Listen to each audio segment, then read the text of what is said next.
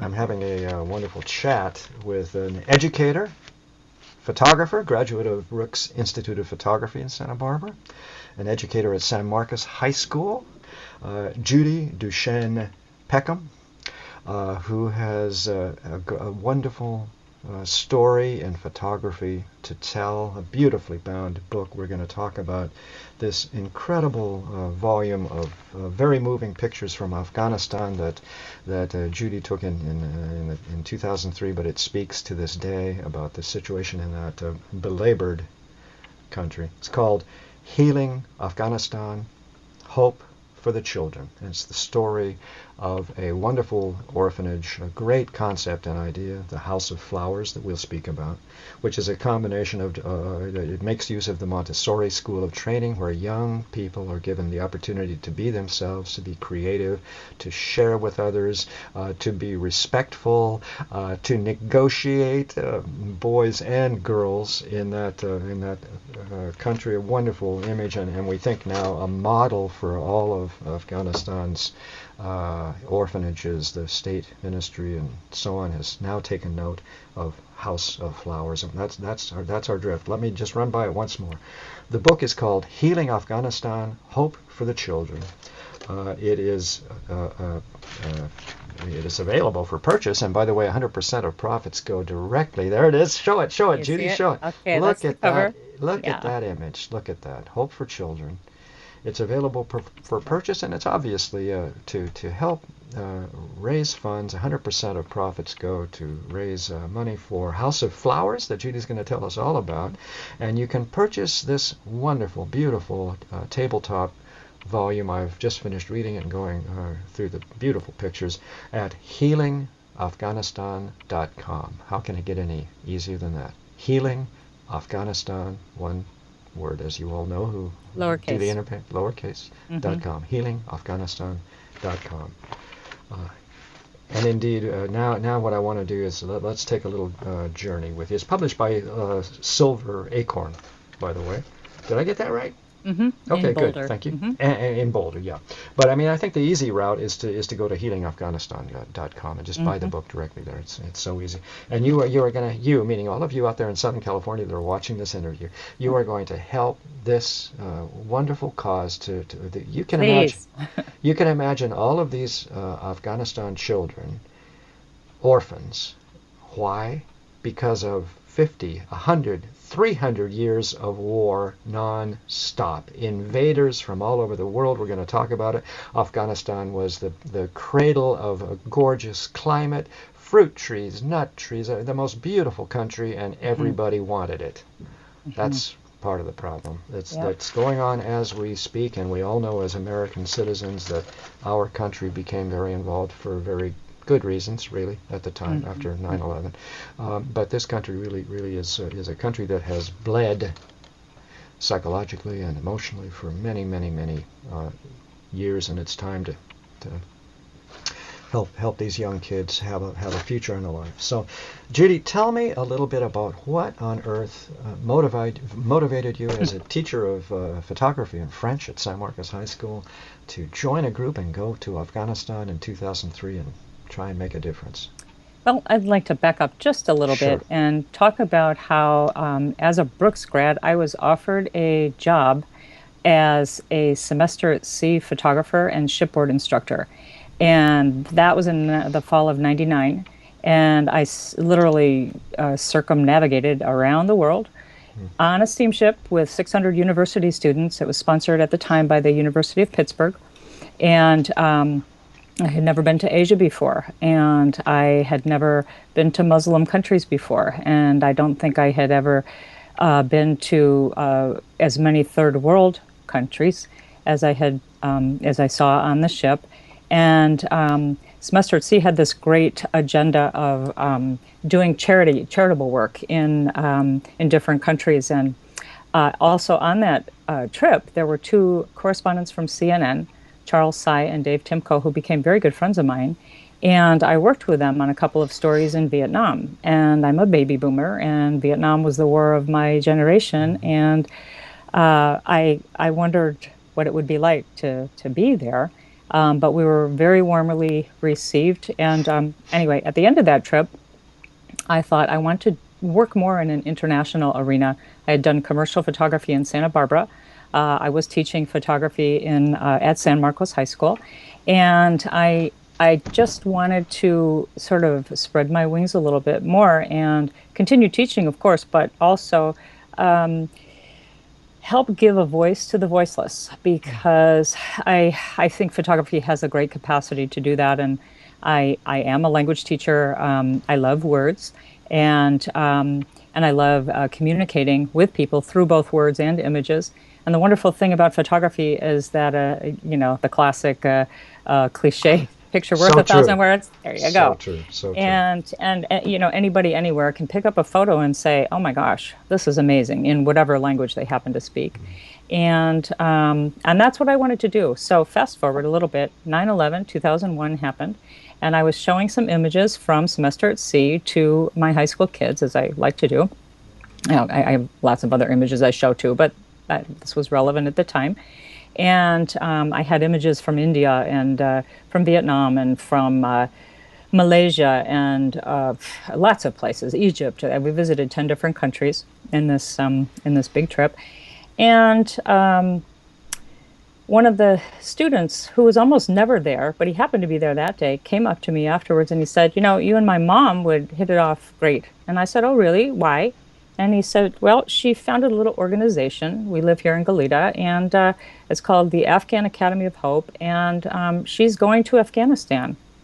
And I said, I don't know what possessed me, but these words came tripping out of my mouth after watching all the horror of New York City. And I'm from upstate New York originally. And my mom was watching the TV when those towers were bombed actually that day.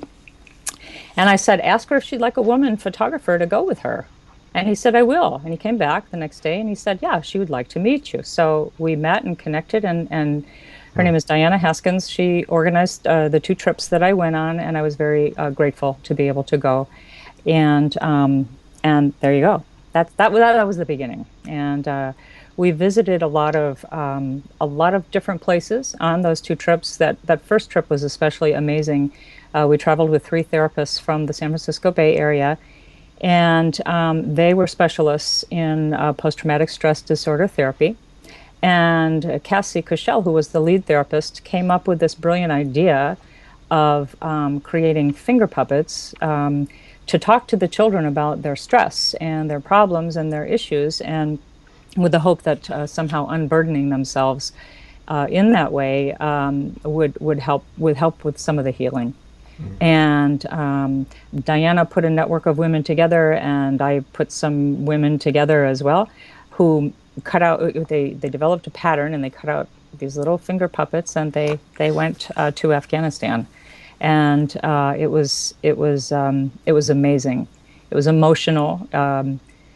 We all took part in some way in the therapy. The therapist had to work through translators, and it was very, very moving. And I thought, if and it worked primarily well for the little kids. The older ones, the teenagers, were writing in journals and doing things like that. But I just had never been to a country that was still at war, and it was very different. You could see trauma in the faces of everyone that you passed on the streets, and we'd go back to the guest house at night and debrief a little bit. And Cassie said, "I think the whole country seems to be devastated and is suffering from PTSD. And, you don't, we're so blessed to live here and not have to, well, things are changing, of course, but yeah, anyway.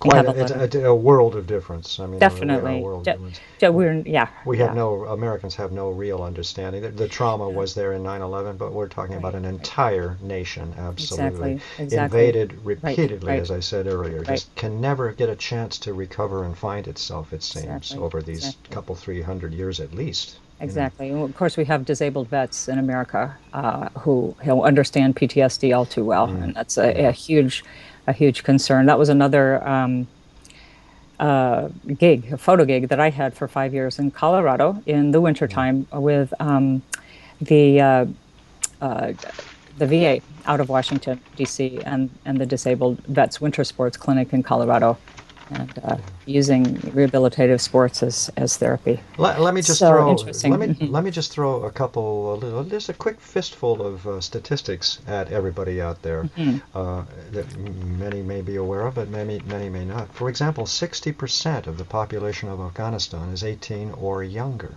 Mm-hmm. meaning their parents have been, especially these orphans, their parents have been killed in these Mm-hmm. ongoing wars for the past 20, 30 years.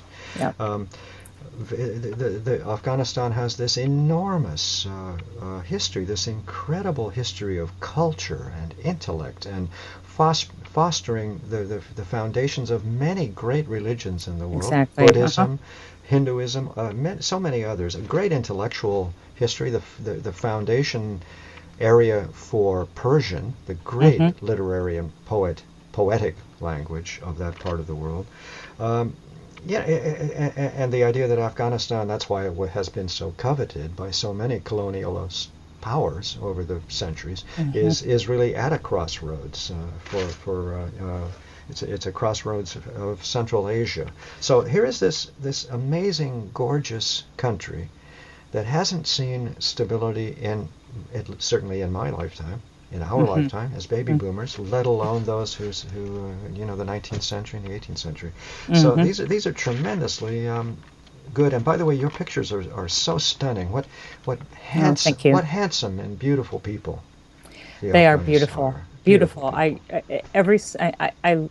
As a photographer, I love looking into people's eyes and faces, and they are stunning, stunning people, stunning.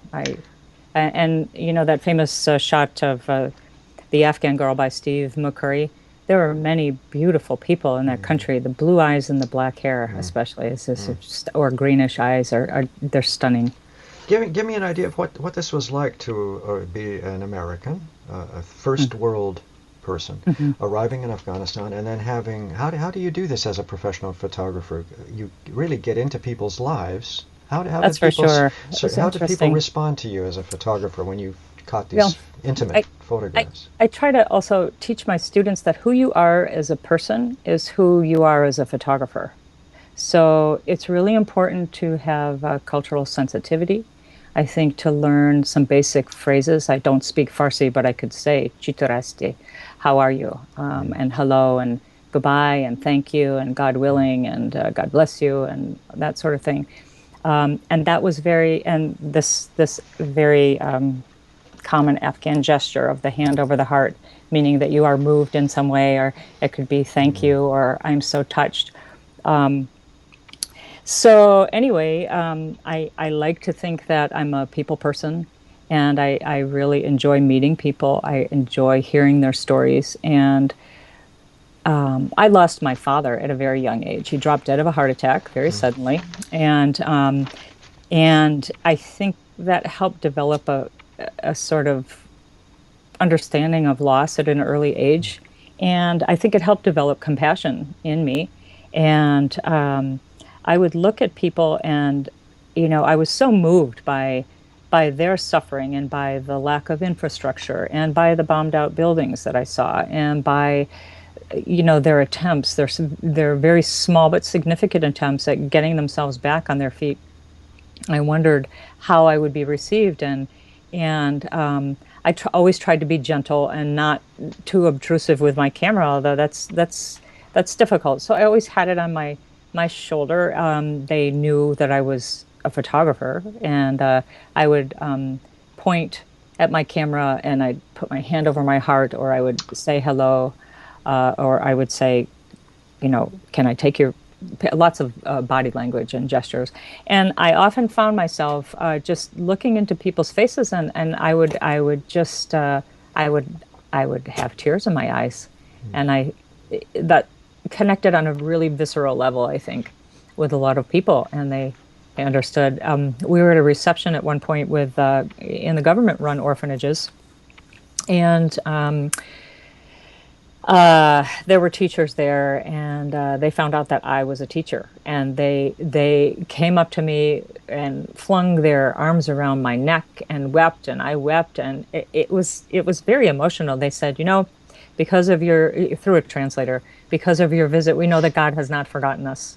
Yes, I And remember I that in the thought, book. That is you know, mentioned in the book. Yeah. it was so profound to me, Let, and let, so let, moving. let's talk a little bit. I'd like you to give me a little bit of an overview of the concept of the book.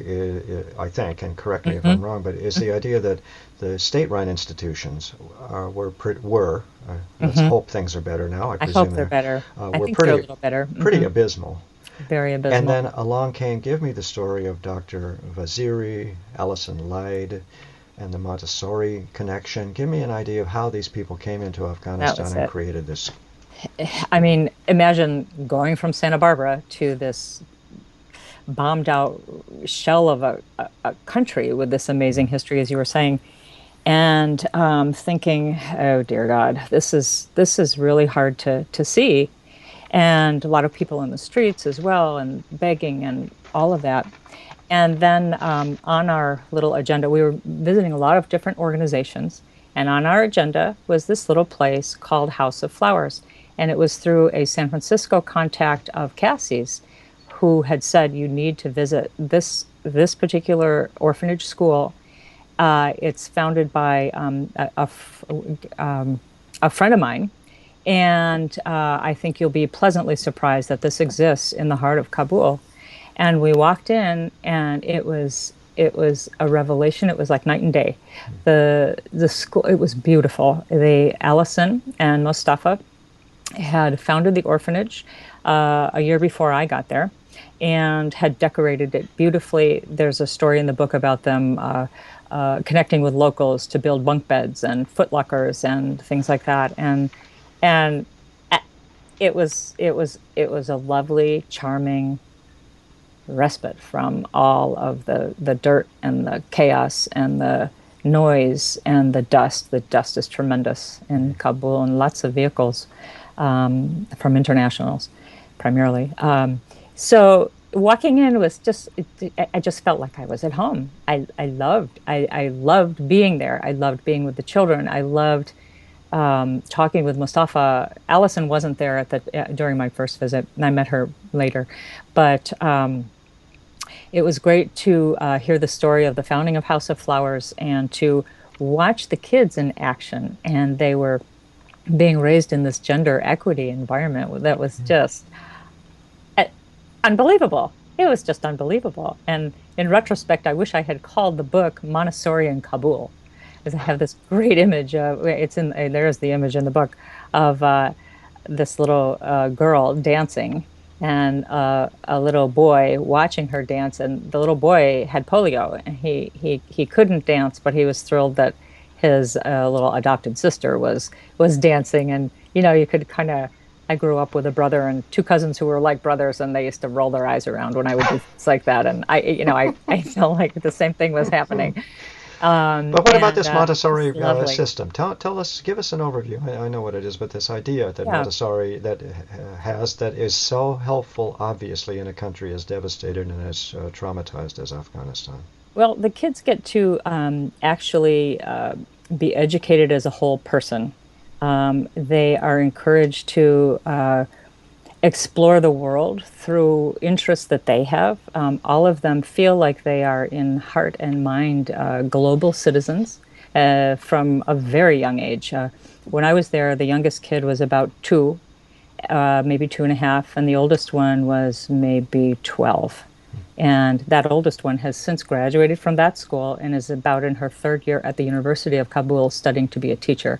So Marvelous. this is a great success story. Yeah. And she had two younger sisters there who I think also planned to be teachers, but they were brilliant little kids. Anyway, the education of the whole child. Who are you, and what is your role here at the house? How are you going to be interacting with these other children? What special gifts do you have? What kind of subjects are you interested in? What would you like to study? And all of the kids who were of school age also went to the local public schools, and then they came back and they had more intensive education. But they lived like a little family, and the classrooms were colorful and decorated with the children's artwork and with their stories, and they recited poems by Rumi, the Afghan poet, Yes. And they danced, and they were so gracious. They all had chores. They had to set the floor table. Oh, it wasn't a table, a cloth on Everyone, the floor. yeah. They had to clear dishes. They had to. I don't think they really helped with the cooking. There's a cook on staff, but I think that the older ones were learning how to cook as well. But this whole idea of really learning about conflict resolution and respect for the individual as well as the group were things that always speak so strongly to me as a teacher and as a person, for that matter. Because I think that education, I've been an educator almost my entire adult life, and I think that education and a feeling of love and belonging and respect for who you are as an individual, we all have different gifts, and we all need to share all of those gifts and not think that one gift is necessarily better than another gift, but that they all contribute to the greater whole. And as we know, education is It's the the key. way out. It is the I key think so. to I've always everything, to be always well thought that. educated. And these kids are finally Yeah. beginning to have self-esteem, Yeah, be well absolutely. educated in that environment. And apparently the Afghan government is beginning to use the House of Flowers as a model for its It was institutionals, it was interesting that orphanages. one of the nice things that happened as a result of putting this book into motion was that contacts of mine met contacts of Allison's in New York City. And I went back for a conference a couple of years ago, and they were able to put the new government head of orphanages in contact with this Montessori-based program at House of Flowers. And he walked in and he wept. He was an orphan. He was in his early 30s, and he knew how grim the conditions had been at the government-run orphanages. And he said, this has to be the new model for all of the government-run orphanages. And Allison, the following year, was invited back to start doing some initial a pilot training program of teachers at the government-run orphanages, and was hoping that that would take off. Of course, there's always these funding issues and that sort of thing. But I thought it was just a wonderful, wonderful idea. By the way, And definitely just a needed. brief. We're going to have to wind it down, but just a brief Okay. on your photography. Hmm. The amazing contrasts between as a photographer, I'm trying to empathize with you. This gorgeous landscape, Gorgeous. the tremendous mountain range. I've forgotten what is Hmm. it.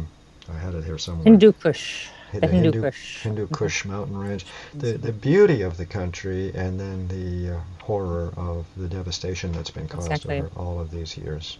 Remember, they're not far from Nepal and Everest and India and all of those wonderful mountain ranges.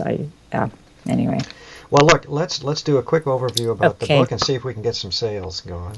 Yeah. I am speaking with Judy. You- Sorry about that. I'm speaking with Judy Duchesne Peckham, an educator here in Santa Barbara at San Marcos High School, who has created with other colleagues a text, and in her case, the photography for this beautiful. I did White Run chapter. Oh yes, you did. That's right. I Yeah. did. Yes, your experience is arriving and having that. Everybody contributed. All of the principles that we've spoken about. Wonderful book, Healing Afghanistan, Hope for the Children, is a beautiful tabletop edition. Some really touching, very moving, very inspiring photographs of these young children of Afghanistan, and the great joy that they have about their lives when they have an opportunity to have great joy in their lives. And that's the whole point of this wonderful orphanage, House of Flowers, that we hope is going to be a model for the Afghan state orphanages. Wouldn't that be wonderful? Remember, Even just to be able to make sure, just a brief aside, sure. The orphanage is always in need of funds, and it has been in danger of closing so many times, and it almost closed recently. It almost closed at the beginning of the summer. And through great donors who stepped up, they were able to make up a big deficit that happened because of a robbery that they had. And you don't think about things like that, but gosh, of all of the places I visited there, this place I can vouch and say that the money is being used in a really direct way. There's no fat. Yeah. People are. The annual budget is about $60,000. That supports, Nothing. get this, the big bang for your buck. 32 children, up to 32 children at any one time. 2 or 3 teachers, a cook, a night watchman, and food and rent. Rents are unbelievably high. I had no idea. Yeah, I had no idea. Yeah. They were more equivalent to like California rents. Wow. They've had to move. They've actually had to move the house about 4 times, I think now. 4 times, and apparently they have a new good location and cheaper rent, and that's really wonderful. But I suggested purchasing a building at one point, but there are land right issues and who really owns the land and who really owns the property and that sort of thing. So they haven't been able to do that. But it's complicated, and I had no idea about the high rent. To me, it's about gouging. Once again, gouging. Gouging. Let me give you give everybody out there at least the address for the website where they can buy this book, and that helps. 100% Please, it does. 100% of the profits. Yep. HealingAfghanistan.com. It's as simple as that. HealingAfghanistan.com. And from there, both Judy and I hope that people will be inspired not only to buy the book. It's so gorgeous and so moving and such a good conversation piece. For people to discuss, but also that this might help people become more involved.